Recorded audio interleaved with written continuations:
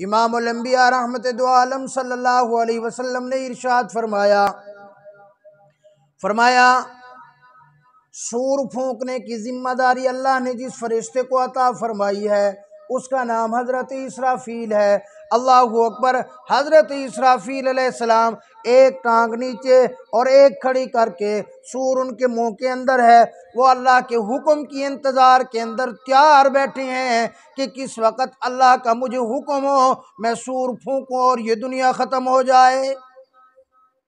اللہ اکبر۔ فرمایا جب اللہ کی طرف سے حکم ہو جائے گا حضرت اسرافیل علیہ السلام سور پھونکیں گے، اس کی آواز پہلے بڑی سریلی ہوگی، بڑی خوبصورت آواز ہوگی، جس طرح آج کا نوجوان گانے بجانے سے شوق رکھتا ہے۔ نوجوان کو چھوڑو، آج تو بوڑھے آدمی بھی موبائل کے ساتھ لپٹے ہوئے ہیں، آج تو بوڑھے بھی موبائل کی جان نہیں چھوڑتے۔ جوان کیا، مرد کیا، عورت کیا، بوڑھا کیا، غریب کیا، امیر کیا، ہر بندہ آج اللہ کی نافرمانی کے لیے نکلا ہوا ہے۔ اللہ اکبر۔ وہ سمجھیں گے کہ یہ بڑی خوبصورت آواز آ گئی ہے، وہ اس کے اندر سننا شروع کریں گے، وہ آواز آہستہ آہستہ بدلے گی، وہ آواز اتنی تیز ہو جائے گی، اتنی خوفناک ہو جائے گی کہ انسانوں کے دماغ کام کرنا چھوڑ دیں گے۔ یہ لوگ جنگلوں کی طرف دوڑیں گے، ان کو پتہ ہی نہیں چلے گا کہ ہم کیا کر رہے ہیں۔ اللہ اکبر۔ جنگل کے درندے بھی سنیں گے، جنگل کے درندوں کو پتہ نہیں چلے گا کہ ہمیں کیا ہے۔ جنگل کے درندے شہروں کی طرف نکل جائیں گے، ان کو پتہ ہی نہیں چلے گا۔ اللہ کی قسم، یہ جو لوگ اپنی دنیا کے اندر لگے ہوئے ہیں، جو دین کو بالکل بھلائے بیٹھے ہیں، جو دین کی بالکل فکر ہی نہیں کرتے، جو دین کو بالکل دیکھتے ہی نہیں ہے، جو صرف دنیا کرتے ہیں، جو صرف مال کرتے ہیں، کوئی چیز بھی وہاں نہیں پوچھی جائے گی۔ فرمایا اس آواز کے اندر حکم ہوگا، ساری کی ساری انسانیت پہ موت آ جائے گی، سارے انسان مر جائیں گے، سارے جانور مر جائیں گے، سارے پرندے مر جائیں گے، سارے حشرات الارض مر جائیں گے، ساری کی ساری کم و بیش 18,000 مخلوقات جو اللہ نے پیدا کی ہے، سارے کے ساری مخلوقات مر جائے گی۔ فرشتوں پہ بھی موت آ جائے گی، حضرت جبریل علیہ السلام پہ بھی موت آ جائے گی، جو سور پھونکنے والے فرشتے ہیں ان کے اوپر بھی موت آ جائے گی۔ اللہ اکبر۔ باقی اللہ کی ذات بچے گی، اللہ کے ساتھ حضرت جبریل علیہ السلام بچیں گے۔ اور یہ ذہن میں رکھو، ساری کی ساری دنیا کے انسان ہیں، چاہے جانور ہیں، چاہے پرندے ہیں، حشرات الارض ہیں، کیڑے مکوڑے ہیں، جتنی مخلوقات ہیں، ان کے روح نکالنے کی ڈیوٹی اللہ نے حضرت جبریل علیہ السلام کے ذمہ لگائی ہے۔ اب باقی بچیں گے حضرت جبریل علیہ السلام، اللہ رب العالمین اور اللہ کے عرش کو اٹھانے والے 8 فرشتے ہیں۔ اب وہ عرش کے فرشتے کہیں گے کہ ہمیں تو اللہ موت نہیں دے گا، کیونکہ ہم نے تو اللہ کے عرش کو اٹھایا ہوا ہے۔ اللہ فرمائیں گے نیچے دیکھو، نیچے دیکھیں گے تو ان کو پتہ چلے گا ہم نے عرش کو نہیں اٹھایا ہوا، اللہ کے عرش نے ہمیں تھاما ہوا ہے۔ حکم ہوگا ان کی بھی روح قبض کر لو۔ اب اکیلے حضرت جبریل علیہ السلام، اللہ رب العالمین بچیں گے۔ حضرت جبریل علیہ السلام جو فرشتہ سب کی موت نکالتا ہے، اللہ کے سامنے یوں تھر تھر کانپ رہا ہوگا۔ یہ موت بڑی سخت ہے، موت کی سختی بہت سختی ہے۔ دعا کیا کرو کہ اللہ ایمان والی موت نصیب فرمائے۔ موت کے وقت کے جو حالات ہوتے ہیں نا، حضرت سیدنا عیسیٰ علیہ السلام کو اللہ رب العالمین نے یہ معجزہ عطا فرمایا تھا، کسی بھی قبر کے اوپر جا کر فرماتے قم بِإِذْنِ اللہ، او مردہ اللہ کے حکم سے کھڑا ہو جا۔ وہ اللہ کے حکم سے کھڑا ہو جاتا۔ ایک میت کے اوپر تشریف لے گئے، ایک قبر کے اوپر تشریف لے گئے، اس کو کہا اللہ کے حکم سے کھڑا ہو جا، وہ کھڑا ہو گیا۔ بہت پرانی قبر تھی، پوچھا کہ آپ کون ہو؟ اس نے کہا جی میں حضرت نوح علیہ السلام کا بیٹا ہوں۔ پوچھنے لگے کہ قبر کے حالات بتا۔ کہنے لگے کیا تو وہی ہے کہ جس نے کلمہ نہیں پڑھا تھا؟ کیا وہ تو وہی ہے جس نے اللہ کا انکار کر دیا تھا؟ کیا تو وہی ہے جس نے نوح علیہ السلام کی نبوت کا انکار کر دیا تھا؟ اس نے کہا نہیں اللہ کے نبی، میں تو اپنے باپ کا کلمہ بھی پڑھتا تھا، میں اللہ کی وحدانیت کا اقرار بھی کرتا تھا۔ فرمانے لگے کہ قبر کے حالات بتا۔ وہ کہنے لگے اللہ کے نبی، آپ قبر کے حالات پوچھتے ہو، مجھ سے پوچھو، ہزاروں سال گزر چکے ہیں، ابھی تک میرے گلے کے اندر موت کی کڑواہٹ کا ذائقہ باقی ہے۔ اللہ کی قسم، جب موت آ کر پکڑتی ہے، جب موت کا فرشتہ آ کر دبوچتا ہے، اس وقت یہ نہیں دیکھتا یہ امیر صاحب ہے، یہ ملک صاحب ہیں، یہ خان صاحب ہیں، یہ نواب صاحب ہیں، یہ سردار صاحب ہیں، یہ بڑا ذمہ دار ہے، یہ بڑا ایسا آدمی ہے۔ موت کو اس سے کوئی غرض نہیں ہے۔ نیک اچھے عمل ہوں گے تو موت آسان ہو جائے گی، اگر عمل اچھے نہیں ہوں گے تو موت بھی بڑی مشکل ہو جائے گی۔ اور یہ موت ہر ایک کو آنی ہے۔ اگر اس دنیا کے اندر کسی نے باقی رہنا ہوتا، اللہ کی قسم ایک ہستی تھی جس کے لیے یہ کائنات بنائی گئی ہے، جس کے لیے تجھے اور مجھے شکل ملی ہے، جس کے لیے تجھے اور مجھے انسانیت ملی ہے، جس کے لیے یہ زمین و آسمان بنائے گئے، جس کے لیے یہ ہوا خلا فضا بنائی گئی، جس کے لیے یہ سارا جہان سجایا گیا، وہ ایک ذات ہے۔ میں کہا کرتا ہوں کائنات کا دلہا ایک ہے، جن کا نام حضرت محمد مصطفیٰ صلی اللہ علیہ وسلم ہے۔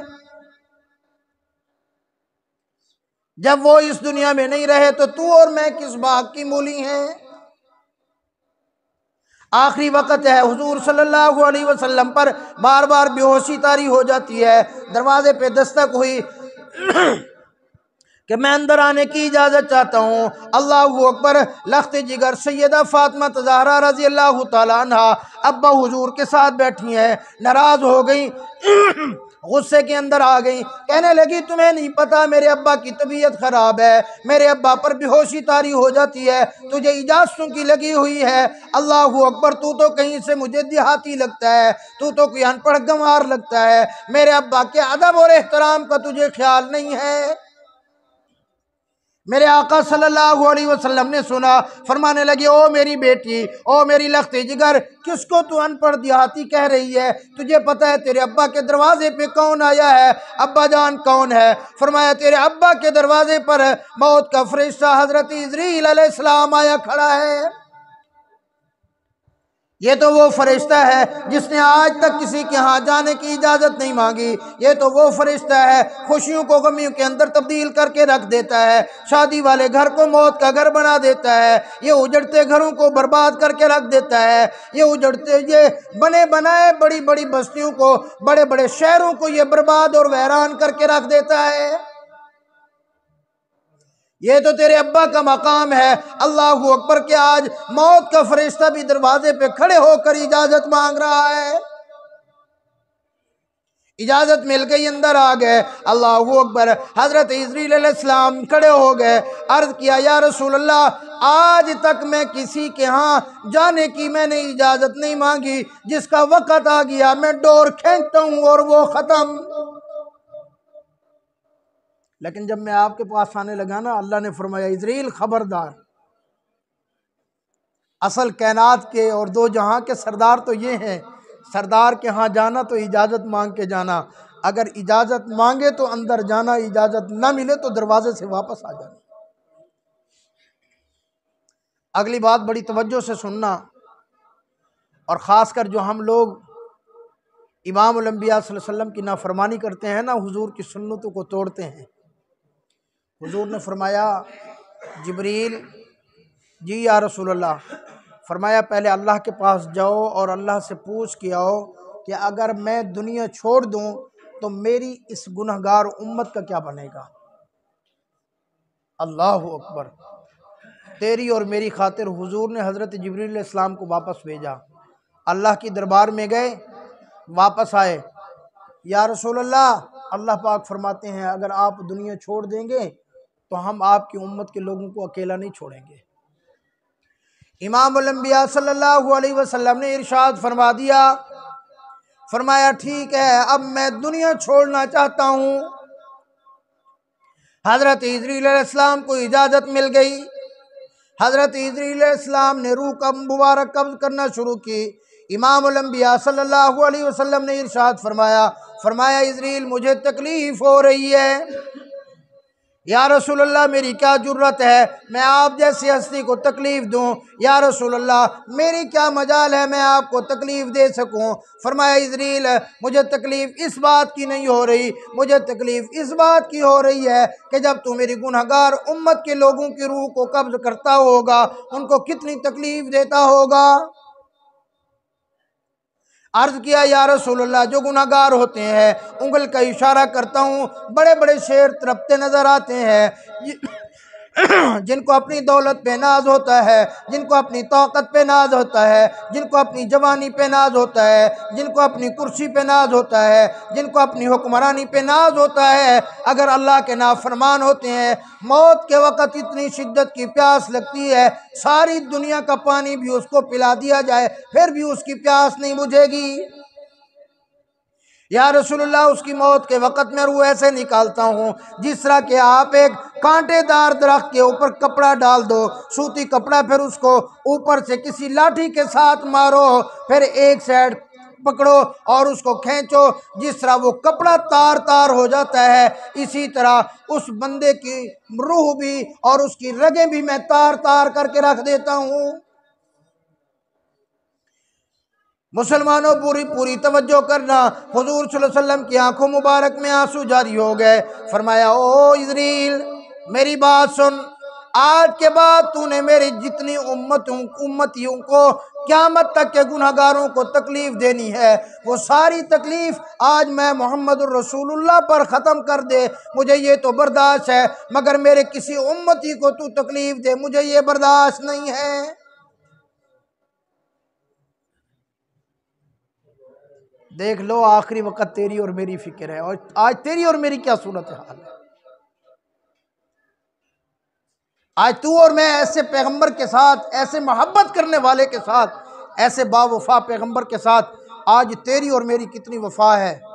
किसी पर तंज इतराज़ नहीं है।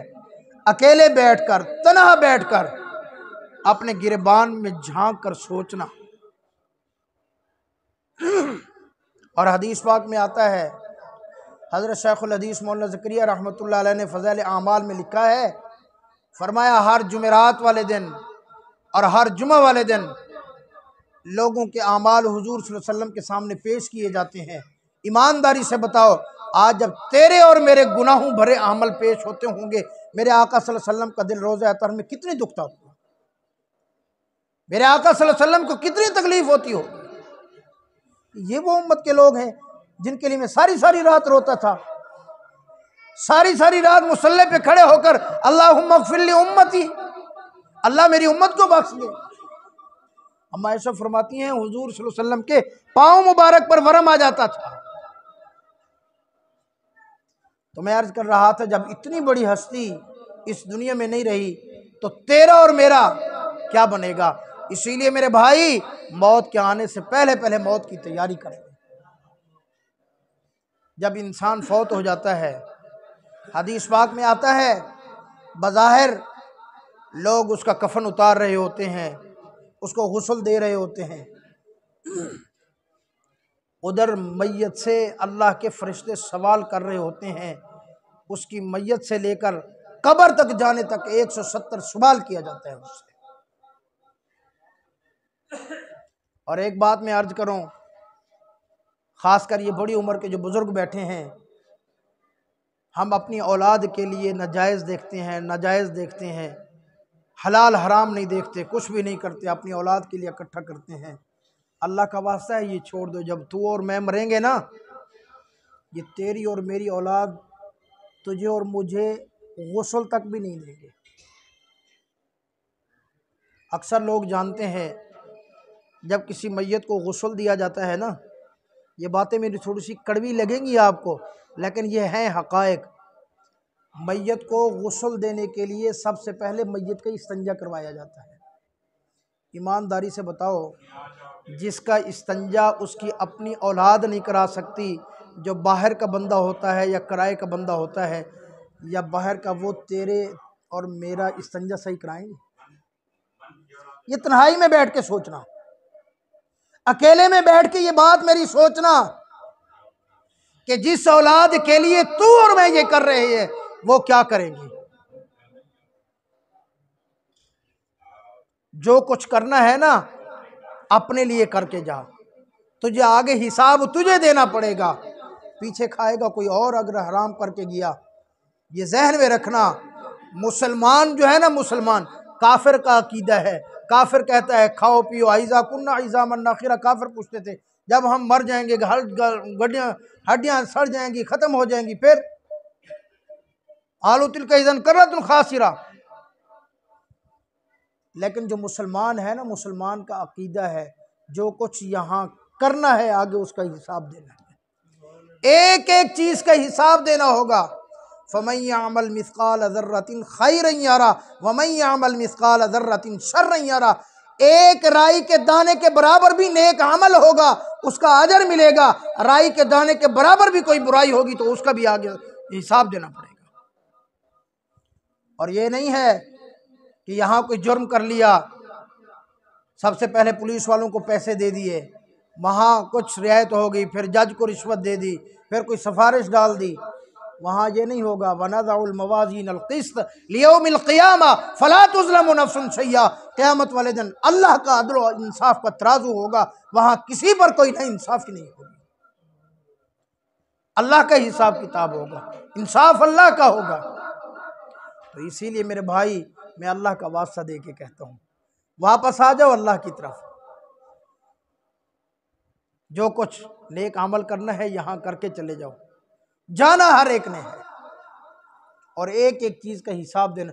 تیری میری یہ زندگی ہے نا، تیری میری زندگی کی اب یہ ویڈیو بن رہی ہے، یہ بظاہر ہمیں سمجھانے کے لیے ہے، ہر بندے کی ایک ویڈیو اللہ بھی بنوا رہا ہے، فرشتے بیٹھے ہیں کرامن کاتبین لکھ رہے ہیں، حساب کتاب ہو رہا ہے، ویڈیو بن رہی ہے۔ قیامت والے دن اس کے سامنے یہ ویڈیو چلا دی جائے گی۔ ایمانداری سے بتا، آج میں بھی آپ میں ملوث ہوں، ہم کوئی غلط کام کریں اور وہ ہماری ویڈیو ہماری برادری کے سامنے کوئی بندہ دکھا دے، ہم برداشت کریں گے؟ لیکن قیامت والے دن یہ ویڈیو پوری انسانیت کے سامنے چلے گی، یہ ذہن میں رکھ لو۔ ہم لوگوں سے چھپ جاتے ہیں نا برائی کرتے ہوئے، جو دیکھ رہا ہے، جو لوگ کچھ کر بھی نہیں سکتے، کیا کریں گے؟ زیادہ سے زیادہ برا بھلا کہیں گے، کچھ نہیں کر سکتے، اور جو کر سکتا ہے اس سے ہم نہیں چھپ سکتے، اور وہ ہماری ویڈیو بنوا رہا ہے۔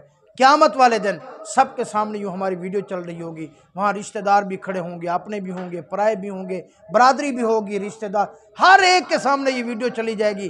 وہاں پھر پتہ چلے گا، لوگ کہیں گے اچھا حاجی صاحب، او ملک صاحب، خان صاحب، یہ کرتوت تھے تمہارے۔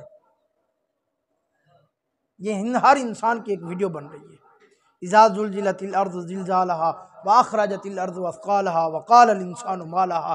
جب قیامت والے دن یومئذ تحدث اخبارها، یہ زمین ہے نا، زمین یہ کہے گی اللہ اس نے میرے اوپر یہ زنا کیا تھا، اس نے میرے اوپر رشوت کھائی تھی، اس نے میرے اوپر حرام خوری کی تھی، اس نے میرے اوپر سود لیا تھا، اس نے میرے اوپر زنا کیا تھا۔ یہ زمین ایک ایک چیز بیان کر کے رکھ دے گی۔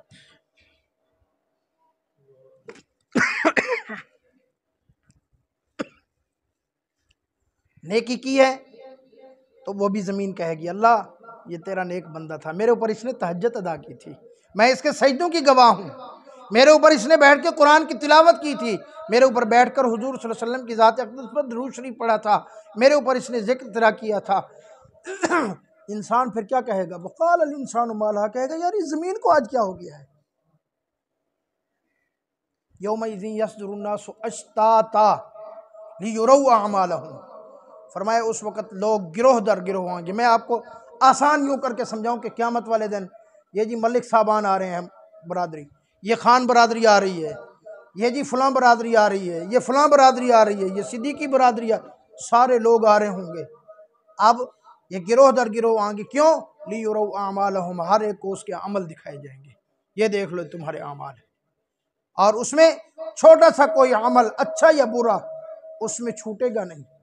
بہت سارے بندے انکار کریں گے، میں نے تو یہ گناہ کیا ہی نہیں تھا، اللہ فرمائیں گے اس کے منہ کی مہر لگا دو۔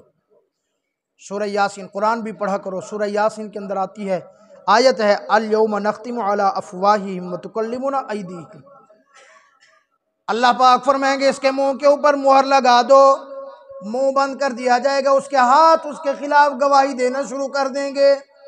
وَتُكَلِّمُنَا أَيْدِيهِمْ، اللہ ہاتھوں کو زبان دے دے گا، وَتَشْهَدُ أَرْجُلُهُمْ، اس کے پاؤں اس کے خلاف گواہی دینے لگ جائیں گے، بِمَا كَانُوا يَكْسِبُونَ، جو کچھ وہ یہاں کما کے گیا، جو کچھ وہ عمل کر کے گیا، وہ سارے کے سامنے یہ بتا دے دیں گے۔ تو میرے بھائی میں عرض کر رہا تھا کہ ہر ایک کو مر کے جانا ہے، اللہ اکبر۔ جب انسان قبر کے اندر پہنچتا ہے، حدیث پاک میں آتا ہے کہ سب سے پہلے تو اور میں اس کو مٹی ڈال کے دفن کر کے آ جاتے ہیں، تو اور میں سمجھتے ہیں ابھی بات ختم ہو گئی، نہیں نہیں، حضور صلی اللہ علیہ وسلم نے فرمایا، بخاری شریف کی روایت ہے، فرمایا وہاں بیٹھ جایا کرو، اس میت کے لیے دعا کیا کرو، اتنی دیر دعا کیا کرو کہ جتنی دیر میں اونٹ ذبح کر کے اس کے حصے کر کے اس کو تقسیم کر دیا جاتا ہے، کیونکہ فرمایا کہ جب میت قبر کے اندر جاتی ہے، اللہ کے فرشتے آ جاتے ہیں، اللہ کے فرشتے اس سے سوال و جواب کرتے ہیں، سب سے پہلا سوال کرتے ہیں من ربو کا، تیرا رب کون ہے؟ ہمارا رب کون ہے؟ بلند آواز سے، ہمارا رب کون ہے؟ ہم سب کا رب کون ہے؟ اللہ ہے ہمارا رب۔ جس نے اللہ کی مان کے چلا ہوگا وہ تو فوراً کہہ دے گا ربی اللہ، میرا رب اللہ ہے۔ اور جس نے کبھی اللہ کے حضور سجدہ ہی نہیں کیا ہوگا، جو نماز کے قریب ہی نہیں آتا ہوگا، جو ذکر اذکار ہی نہیں کرتا، جو اللہ کی مان کے ہی نہیں چلتا، جس کو اللہ کے دین کا پتہ ہی نہیں ہے، وہ کہے گا ہاں ہاں لا ادری، میں تو جانتا ہی نہیں میرا رب کون ہے۔ اللہ اکبر۔ دوسرا سوال ہوگا من نبیو کا، تیرا نبی کون ہے؟ جس نے امام الانبیاء صلی اللہ علیہ وسلم کے سنت کے اوپر عمل کیا ہوگا، دین کے اوپر عمل کیا ہوگا، وہ تو بتا دے گا نبی اللہ، نبی محمد الرسول اللہ، میرا نبی حضرت محمد مصطفیٰ صلی اللہ علیہ وسلم ہے۔ جس نے حضور کو پہچانا نہیں، حضور صلی اللہ علیہ وسلم کی ختم نبوت کے لیے مر مٹا نہیں، حضور صلی اللہ علیہ وسلم کی سنتوں پر عمل نہیں کیا، حضور صلی اللہ علیہ وسلم کے دین پر عمل نہیں کیا، وہ تو کہے گا میں نہیں جانتا۔ تیسرا سوال ہوگا کہ تیرا دین کیا ہے؟ جس نے اسلام کے مطابق عمل کیا ہوگا وہ تو کہہ دے گا میرا دین اسلام ہے، اور جس نے اسلام کے مطابق زندگی نہیں گزاری ہوگی وہ کہے گا مجھے نہیں پتا۔ حدیث پاک میں آتا ہے امام الانبیاء صلی اللہ علیہ وسلم نے ارشاد فرمایا پھر جو سوالوں کے جواب دے دے گا جنتی آدمی ہوگا، بلکہ یہاں تک بھی آتا ہے جو نیک اور نمازی آدمی ہوگا اس کو یوں پتہ چلے گا کہ ابھی عصر کا وقت ہے، وہ فرشتوں کو کہے گا ٹھہر جاؤ، ذرا ٹھہر جاؤ، میری عصر کی نماز قضا ہوتی ہے، میں عصر کی نماز تو ادا کر لوں۔ اور فرمایا اس کے لیے حکم کر دیا جاتا ہے نیک آدمی کے لیے کہ فرمایا اس کی قبر کے اندر جنت سے کھڑکی کھول دو، اس کی قبر جنت کا محل بن جاتی ہے۔ اللہ اکبر۔ حکم ہوتا ہے افریجوہ من الجنہ، اس کے لیے جنت کا لباس بچھونا بچھا دو، البسوہ من الجنہ، اسے جنت کا لباس پہنا دو۔ اب فرمایا یہ جنتیوں کی طرح یہاں اپنی قبر میں رہے گا، اور جو گناہگار ہوتا ہے سوالوں کے جواب نہیں دے سکتا، فرمایا اس کے لیے اعلان کر دیا جاتا ہے جہنم سے کھڑکی کھول دو، اس کی قبر جہنم کا گڑھا بن جاتی ہے۔ حدیث پاک میں آتا ہے فرمایا قبر اس کو اتنا دباتی ہے کہ اس طرح حضور صلی اللہ علیہ وسلم نے کر کے بتایا کہ اس کی پسلیاں آپس میں ایک دوسرے کے اندر گھس جاتی ہیں۔ قبر اس کو کہتی ہے تیرا آنا نہ مبارک ہو، بہت برا کیا جو تو میرے اندر آ گیا، میرے اوپر تو بڑے تکبر سے چلتا تھا، تو میری زمین کے اوپر بڑا اترا کر چلتا تھا، آج میرے اندر آیا ہے تو دیکھ لے میں تیرے ساتھ کیا کرتی ہوں۔ نیک آدمی کا استقبال کرے گی، کہے گی تیرا آنا مبارک ہو۔ اور حدیث پاک میں آتا ہے کہ جو نیک آدمی ہوتا ہے اس کی قبر جہاں تک نگاہ جاتی ہے وہاں تک کھل جاتی ہے۔ میرے بھائی اصل زندگی آگے ہے، یہ تو عارضی زندگی ہے، فنا ہی فنا ہے، تو اسی لیے یا اکٹھے ہونے کا مطلب یہ ہوتا ہے کہ ہم اپنی آخرت کی تیاری کر لیں، کسی کی موت کے اوپر جمع ہو کر اپنی موت کو یاد کر لیں۔ اور یہ ہمارے بھائی نے جو انتظام کیا ہے اس لیے کہ ہم سب اپنی موت کی تیاری کر لیں۔ اللہ کی قسم یہ دنیا عارضی ہے، یہ دنیا فانی ہے، یہ ختم ہو جانے والی ہے، لہٰذا ہم سب تیاری کرنے کی کوشش کریں گے نا انشاءاللہ۔ اللہ رب العالمین عمل کرنے کی توفیق عطا فرمائے۔